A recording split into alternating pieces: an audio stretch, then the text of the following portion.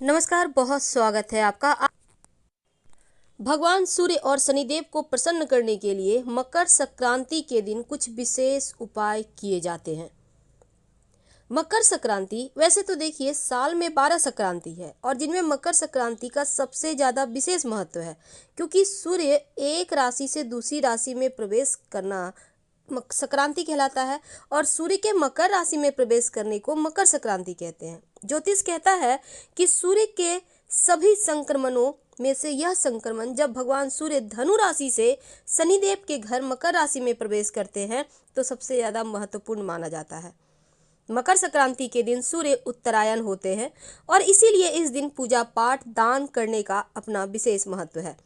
मान्यता है कि इस दिन दान करने से उसका फल कई गुना ज़्यादा हो जाता है और पौराणिक मान्यता के अनुसार मकर संक्रांति पर कुछ उपाय किए जाएं तो घर में सुख सौभाग्य सब बढ़ता चला जाता है।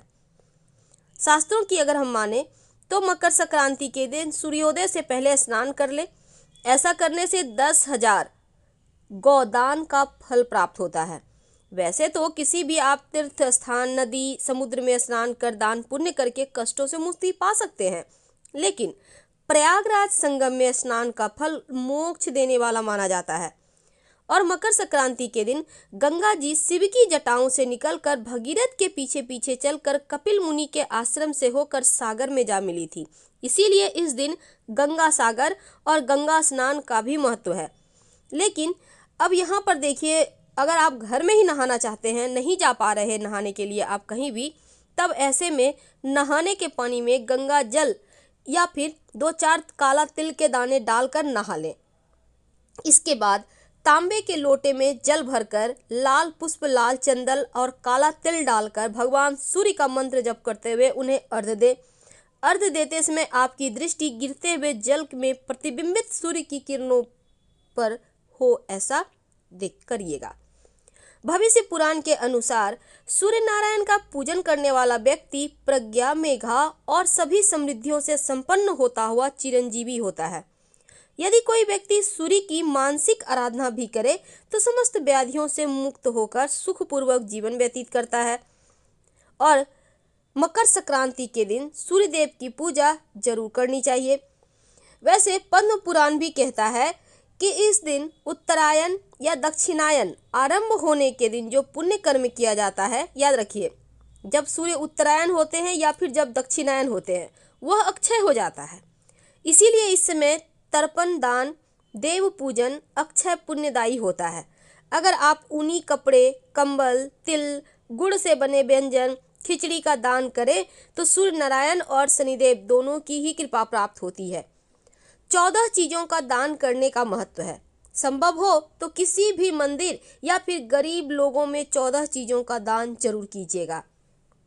वैसे पुराणों में यह भी कहा गया है कि मकर संक्रांति के दिन सूर्यदेव धनु राशि से निकलकर मकर राशि में प्रवेश करते हैं और मकर राशि के स्वामी शनिदेव हैं। अब सूर्यदेव के पुत्र होते हुए भी अपने पिता से बैर रखते हैं शनिदेव, इसलिए शनिदेव के घर में सूर्य की उपस्थित होने पर शनि उन्हें कष्ट ना दे, इसीलिए तिल का दान और सेवन कर मकर संक्रांति में किया जाता है। तो किसी न किसी रूप में मकर संक्रांति के दिन काला तिल और गुड़ से बने खाद्य पदार्थों का सेवन जरूर करें ताकि भगवान सूर्य और शनिदेव दोनों की ही कृपा बरसती रहे। इस दिन कुछ विशेष प्रयोग किए जाते हैं धन लाभ के लिए। अभी तक हमने जितने प्रयोग बताए वो आम दिनों में यानी कि आम लोगों में आराम से किए जाने वाला प्रयोग है, लेकिन अब जो प्रयोग बताएंगे वो खास है। जब भगवान सूर्य मकर संक्रांति पर उत्तरायण होते हैं तो देवताओं का दिन प्रारंभ होता है और मकर संक्रांति के दिन सूर्यदेव अपने पुत्र शनिदेव से मिलने उनके घर जाते हैं। तो जब सूर्यदेव माना जाता है कि जब वो अपने पुत्र से मिलने गए थे और लगभग 1 महीने तक वहां पर रहते हैं, तो पौराणिक कथा ये भी कहता है कि पहली बार शनिदेव से मिलने उनके घर आए तो उन्होंने अपने पिता का स्वागत काले तिल से किया था और इससे भगवान सूर्य प्रसन्न होकर उन्हें आशीर्वाद दिए थे और उनका घर धन धान्य से भर गया। तो इस वजह से मकर संक्रांति पर सूर्यदेव की पूजा में काला तिल का प्रयोग जरूर किया जाता है और काला तिल शनिदेव को अति प्रिय है। उनकी पूजा में भी काला तिल अर्पित किया जाता है तो शनिदेव भी प्रसन्न होते हैं।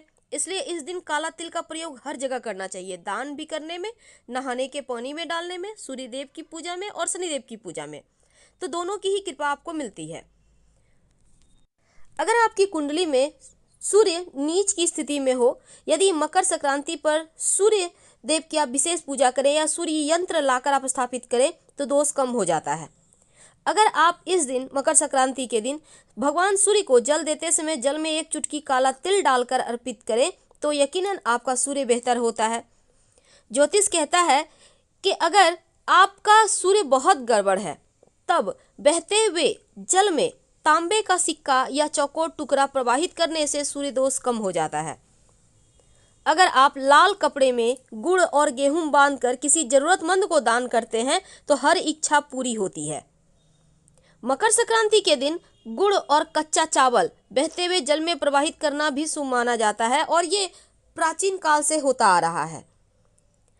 वैसे सूर्य देव को प्रसन्न करना हो तो इस दिन पके हुए चावल में गुड़ और दूध मिलाकर खाना चाहिए, यानी चावल का खीर, या फिर आप चाहें तो चावल बनाकर उसमें दूध गुड़ मिलाकर थोड़ा थोड़ा खाएं। सूर्य देव प्रसन्न भी होते हैं और शुभ फल भी मिलता है।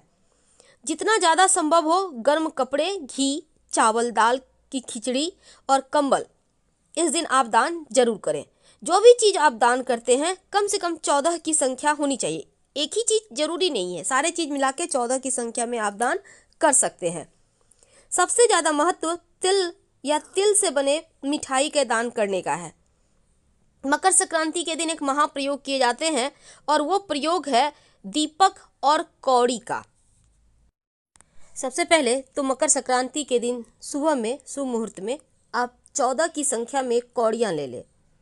अब इन्हें थोड़ा सा कच्चा दूध ले लें, उसमें 1-2 पंखुड़ी केसर का डाल दें, केसर ना हो तो 1 चुटकी हल्दी डाल दें। अब इससे कौड़ी को अच्छे से धोकर, यानी कि उसको स्नान कराना कहते हैं, स्नान करा लें। अब गंगा जल से शुद्ध करें, एक प्लेट में या पूजा के किसी बर्तन में आप इसको रख लें। माँ लक्ष्मी के सामने 2 दिया जलाएं, एक घी का और दूसरा तिल के तेल का। अगर तिल का तेल ना हो तो सरसों के तेल का दीपक में 2-4 दाने तिल का डालकर जला दें। तिल के तेल का दिया बाएं तरफ रखिए और घी का दाहिने तरफ।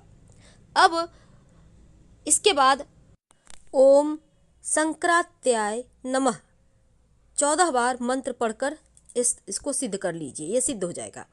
इसके बाद सूर्य की जो संक्रांति की पूजा आप करते हैं वो भी कर लें और दान की सामग्री का आप अच्छे से सब कुछ करके आप कर लें। ठीक 12 बजे इन कौड़ियों को भगवान के पास से, लक्ष्मी जी के पास से उठा लें और उन्हें अलग अलग शुद्ध और बरकत के स्थान पर रखिए। जैसे कि एक अपने पर्स में रख लें, अलमारी में रख लें, एक पूजा स्थान पर रख लें, अपने किचन में छुपा कर रख दें। सब जगह लाल कपड़े में बांध कर रखते जाइएगा। अपने बेड के नीचे रखें, काम करने के जगह पे रखिए, भंडार घर में रखिए, यानी हर जगह रख दें। बाकी सारे बचे हुए आप उठाकर माँ लक्ष्मी के तस्वीर के पीछे में छिपा कर रख दें या साइड में। तो ये काम सिर्फ संक्रांति के दिन ही करना है। इसके बाद दीपक का स्थान बदल देना है, यानी कि जो पहले दाहिने तरफ था उसे बाएं तरफ रख दीजिए और जो बाएं तरफ था उसे दाहिने तरफ रख दीजिए। अगर जल कम हो रहा है तो फिर से जला दीजिए उसको। और तिल के तेल का दीपक शाम को दहलीज पर रख दीजिएगा और घी का दीपक तुलसी के चौरे पर लगा दीजिएगा। यह प्रयोग सुख, समृद्धि, धन, धान्य, लक्ष्मी और सफलता सबको बढ़ाने वाला है। जरूर करें। हम फिलहाल विदा लेंगे। धन्यवाद। जानकारी अच्छी लगे तब लाइक कर सब्सक्राइब करें, अपनों से शेयर करें और कमेंट में हर हर महादेव जरूर लिखें।